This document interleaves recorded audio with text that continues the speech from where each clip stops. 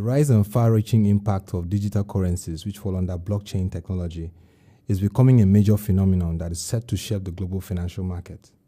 Through the virtual and cryptocurrency and Bitcoin, it is also gaining traction across frontier markets like Nigeria.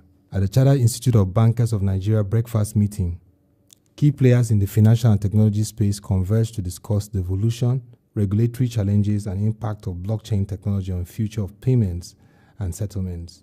The first Vice President of the CIBN, representing the President, Dr. Uche Olowo, in his opening remarks shared why the Institute considered the topic of discourse crucial for the Nigerian global financial market.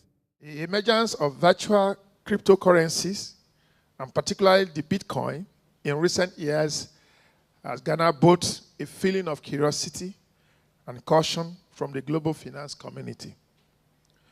On one hand, interested parties view it as the highest performing and most valuable currency in the world, with its value recently reaching an all-time high of 1 Bitcoin to $1,200. On the other hand, it is seen by more traditional finance players as unstable and complicated with doubts of its inherent value. Whatever emotions this novel currency may garner, there is no gainsaying the fact that it has the power to greatly affect the more traditional means of payments and settlement systems globally. In her keynote, Mrs. Toluwale Ademosun, MD Financial Services of Central Nigeria, shared the features and value of the blockchain technology. Right now, less than 0.5% of GDP is actually executed in cryptocurrency. But I think the real issue is that it makes so much sense that it is expected that increasingly, just the same way the global economy moved from cowrie and moved from gold into currency, over time, as more of business, more of life is done digitally, it just makes so much sense that digital currency would likely be the way that transactions are done. And I think this could be on both sides. Transactions are unalterable and irreversible. If you have made a transaction, if I've transferred money from a ledger to another ledger, I cannot call the money back. It has to be the other person that transfers the money back. So there is double-edged. It's completely unalterable. It cannot be cancelled. Once a transaction has happened, it has happened. So what do we have in Nigeria? We have a growing community of Bitcoin enthusiasts. Whether they understand it or not is a different issue. Consideration for banks, I think for me, the earlier we wake up and smell the roses and understand that this is the way things are going to happen, beginning to think through, understanding the technology. So it is good that the CIBN has organized this to introduce the concept of cryptocurrency, understanding that cryptocurrency will continue to evolve, will continue to increase, beginning to build capability within the bank, skills and know-how about all this means. Because it's an open system, there is no KYC, there is no AML. So what anti-money laundering was supposed to address was to ensure that everybody in the financial system is known. Right now, in the cryptocurrency world, my only identity is my ledger. Nobody knows who is behind that ledger. So solving the problems around compliance to avoid fraud and money laundering, the truth is that as this increases, the transfer fees that bank earns will disappear because it's just a different opportunity. There will be reduction in transaction costs, and begin to think through how we can push through innovate around payments, smart meters, bill payments, and stuff like that. Obviously, regulators are weary, but I think globally there's a recognition that it is better to regulate and enable innovation rather than to try and prevent it. Regulators are waking up to the reality that cryptocurrencies will happen, whether people do not need permission to transact amongst themselves. So regulators are understanding that, and they are also, but the role of regulator is to protect.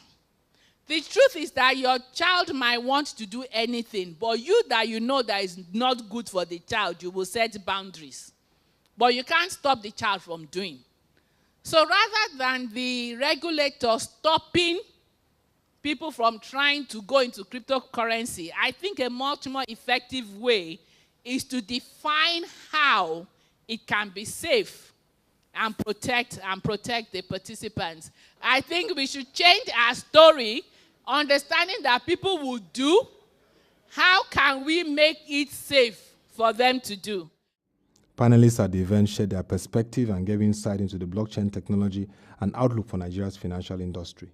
Banking as we know it today will completely change, because the idea of actually even building blockchain technology is to ensure that we eliminate third parties. Banks sit in between to collect certain commissions for making or transmitting payments. So by the time we're able to transact directly, peer-to-peer, based on an open ledger that everybody can see what is happening on the system, then certainly banking as we know it today will change. Secondly, if we replace digital currency as a form or a medium of exchange, then money as we know it today, fiat money as we know it today, will come to change. And that is why you can see all over the world, central banks across the world are scrambling, trying to understand what is actually happening. However, we must understand that with this particular payment system, certainly banking system will change, money as we know it today will change, and probably the implication will be that money supply as we know it today and as controlled by the central banks will completely be eliminated. We will have power, because this actually gives individual independence and power to have control over money. So to deny this thing and live in denial that we are not going to address this issue head-on is a big problem for all of us. We should be careful, right? I think the CBN has admitted that this thing is there. You can't run away from it. Don't bury your head in the sand. We don't fully understand it, but we're trying to understand. In the meantime, be careful. Make sure you KYC your people properly and, protect consumers, etc. But on regulation, my view is that we should not over-regulate, right? There's room to create standards, to create rules and processes that people can work through to make a consistent experience for individuals. But the fact is, it is not impossible to have regulation and a successful blockchain cryptocurrency system as well, right? There's not anathema to the whole process. You can regulate, but still create room for innovation and to allow people grow. What is cryptocurrency? The alternative to cryptocurrency is what you call fiat currency. Our naira and kobo today, or dollar, is what is called fiat currency. If you take a 20 naira or 1,000 naira note in your hand today, it's ordinary paper that can burn off. But it derives its power from the law passed or from the signature of the CBN governor that says this represents this value. So it's fiat currency because the token, the coins and notes are backed by law, by government. In fact, there's a comment on every note that says you make a claim of this amount on the central bank or on the government of the country. Now, cryptocurrency is the exact opposite of that, where an individual or a group of people can just come together and say, oh, we want to create our own kind of currency. There is no regulation apart from what the owner of the scheme has put in place. And your participation means that you are subjecting yourself to the rules of that scheme. Unlike the fiat currency that is backed up completely by government, we depend on government, and no wonder whenever things like MMM and all will crash, those who lose money are calling on central bank. No matter how much you want, the CBN had given earlier, hey, but it's your naira and kobo that I put there and I've lost it. People will make I think that will help us to really see the difference. For us at the Central Bank of Nigeria, we are never averse to innovation. We always, as a matter of fact, we always work with startups, technology companies that are bringing about, a lot of innovation into the payment system. We are not operators. Our own is just to regulate. And basically what we do is to look at what is happening and set out the platform upon which, all the various operators can work together. Central bank cannot control or regulate Bitcoin. Central bank cannot control or regulate blockchain. Just the same way no one is going to regulate or control the internet. We don't own it. Our own concern are from two perspectives. First, we look at the technology, blockchain technology, and we're asking ourselves, because of the benefits, the huge benefit of blockchain in terms of the security, that it brings to bear and the transparency in running, your business on blockchain, we ask ourselves, what are the various use cases? In which areas can we use it, especially in the financial sector? We also look at how can government leverage on it to put some of its assets, to run on blockchain technology. So we are looking at the various use cases. Then we now look at the derivatives.